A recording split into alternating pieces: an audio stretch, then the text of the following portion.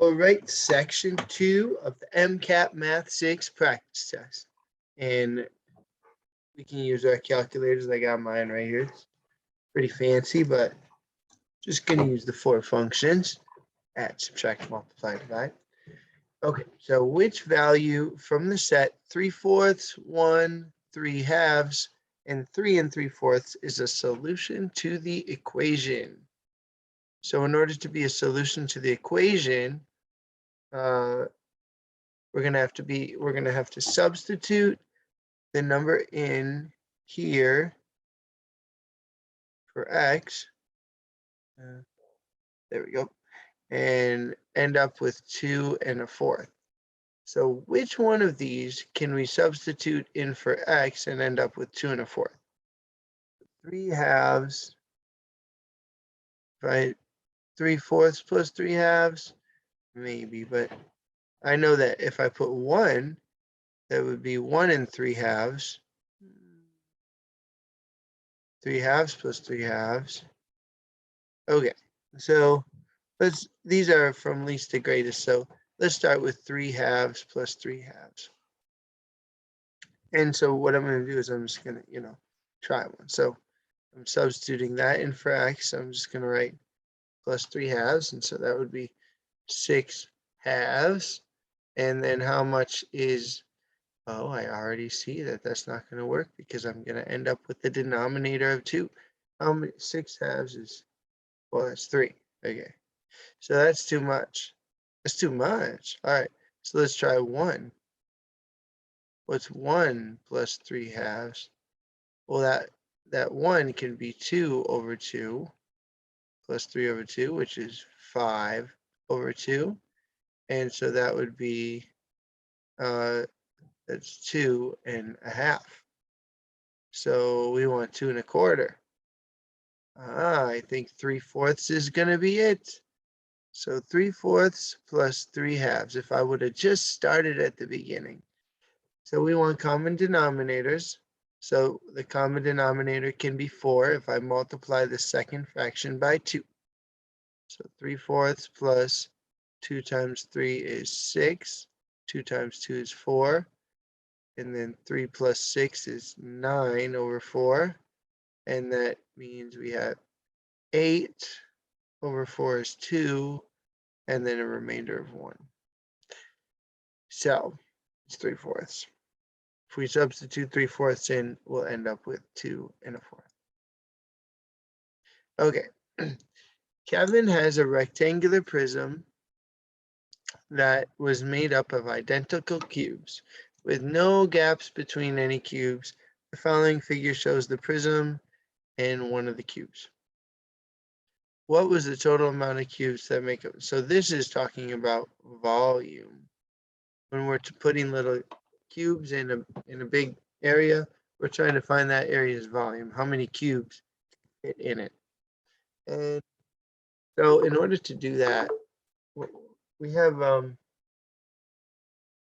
the thing is, this is not a 1-inch unit cube, so it's not like 3 of these cubes fit, but instead it's a 1/2 inch unit cube. Is that right? So how many 1/2s go into 3? Well, we can take that 3 inches, we can divide it by 1/2 to see how many 1/2s go into 3. And then that is going to be our width in terms of the unit cubes, which is what we want. Okay, so then after we figure out this answer, we're going to cross out the 3 and put our new number. That'll be our new width. So 3 divided by 1/2 is the same as 3 times 2 over 1, which is 6. I'll just cross off that and say, instead of 6 inches or 3 inches, it would be 6 cubes. Okay, and then 2 1/2, we're going to do the same thing. So 2 1/2, but we're dividing it by 1/2, which is the same as multiplying it by 2. So we're going to put this into an improper fraction. So that's 5 over 2. 2 times 2 plus 1 times 2. which is 10 over 2, which is 5. So that's 5 cubes. And then 1, well, 1 divided by a half is 1 times 2 over 1, which is 2. So now all we have to do is multiply our numbers together. 2 times 6 times 5.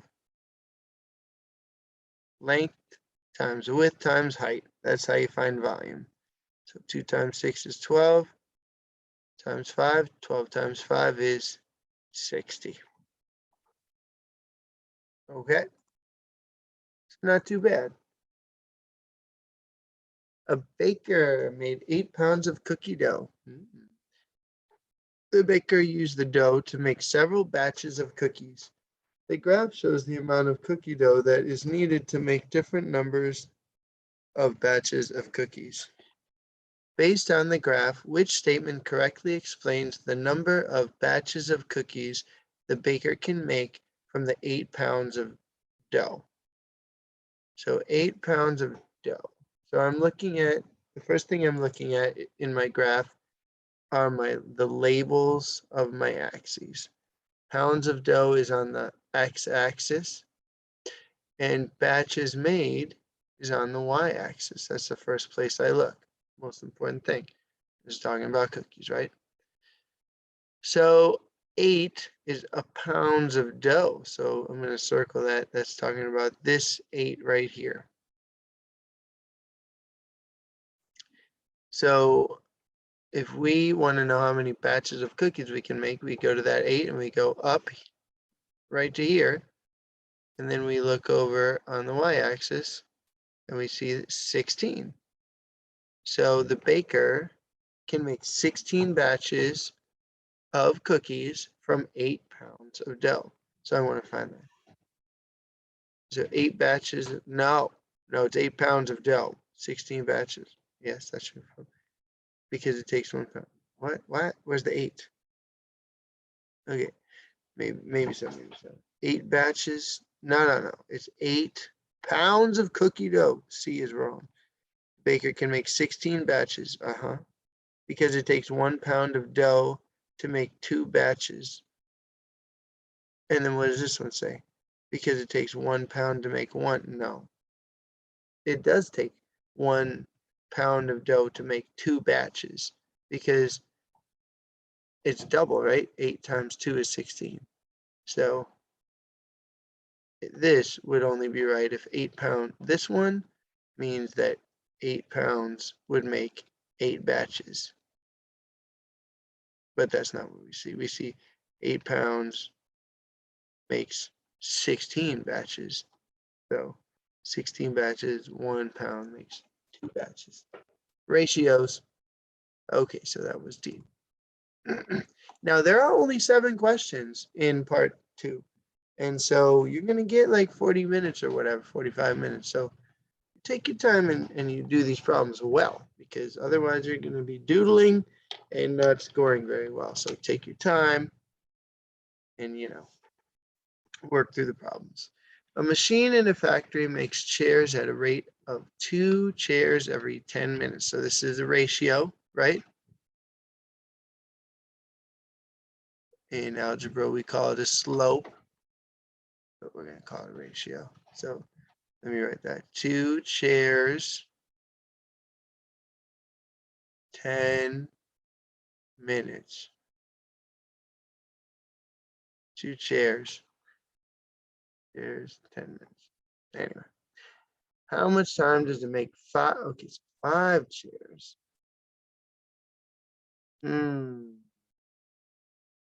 How much time does it take to make 5 chairs? And how many minutes would it take?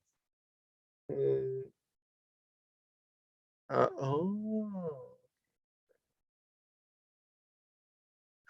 much time does it take? 5 chairs. How many minutes would it take for the factory to fulfill an order of 32 chairs? 32 chairs.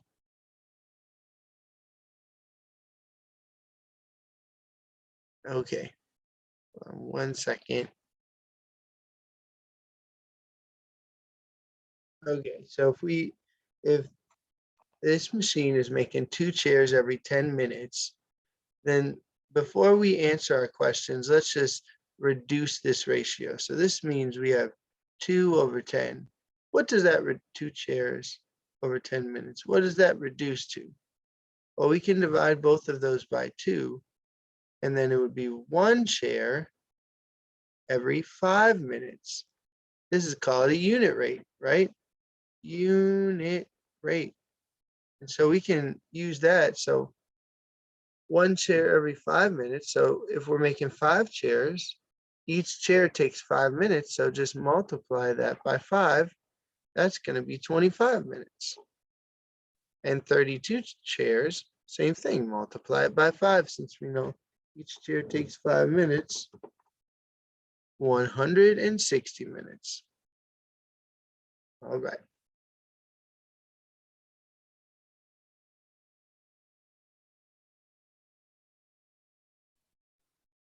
All right, let's keep going here. So a worker has 25 feet of ribbon to make bows.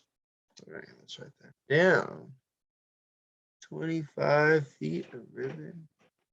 25, I'm going to say 25 total feet of ribbon. Okay, to make bow. Each bow uses 2 feet. So 2 feet per bow. The worker divides 25 by 2 and gets 12.5 for an answer. Well, that was a good job by the worker. 12.5. So what does that mean? That means, so we have 25 feet of ribbon, and each bow, ribbon per bow. So when we divide, that means we have enough ribbon for 12.5 bows, but you can't make half a bow, so 12 bows, right? The worker can make 12 bows and have 1 foot of ribbon left. That's correct, because the bow uses 2 feet. So the 0.5 must mean 1 foot left over. Does that make sense? Okay. The numbers -1/2 and 2/5 are graphed on a number line. I see that. Which statement correctly compares the absolute values of -1/2 and 2/5 and gives the correct reasoning for the comparison? Okay, so let's talk about absolute value again. Absolute value is the distance from 0. So the absolute value of -1/2 is 1/2, and the absolute value of 2/5 is 2/5. Which number is bigger? Well, 2/2 is 0.4, and 2/5 is 0.4. 1/2 is 0.5. So this is bigger. So -1/2 has a lesser, -1/2 has a greater. Okay, I like what I'm seeing. Because -1/2 is closer to 0. No, it's not closer to 0. We can see it's 1, 2, 3, 4, 5, and this is only 1, 2, 3, 4. So lesser now. Okay, it's got to be D here. Let's read it. -1/2 has a greater absolute value. Yes. Because 1/2 is further from 0. Yes. Than 2/5. All right, 1/2 is 5 tick marks. And 2/5 is only 4 tick marks, when I was counting. So it's D all the way. And the last question, 7. At a store, 40% of the refrigerators are silver. That means more expensive. The white refrigerators are the cheaper ones. That's why I have a white refrigerator. there are 50 silver refrigerators at the store. How many refrigerators are at the store? Okay, so this leads us to one of my favorite 6th grade equations, percent times whole equals part. It's a little formula here. So the percent is 40%. So we're going to write 0.4. The whole, we don't know. We only know the part, the silver part. But there's white refrigerators, silver refrigerators, black refrigerators, different colors. Okay, so what are we going to put? We don't know the whole. But we have a one-step equation, right? So in order to figure out the whole, we need to divide both sides by 0.4 because multiplication has an inverse operation, division. So we divide. And so 50 divided by 0.4 is 125. So the whole is 125. There are 125 refrigerators, let's say fridges, in the store. All right, so that was part 2. I'm going to stop the video and then I'm going to do part 3.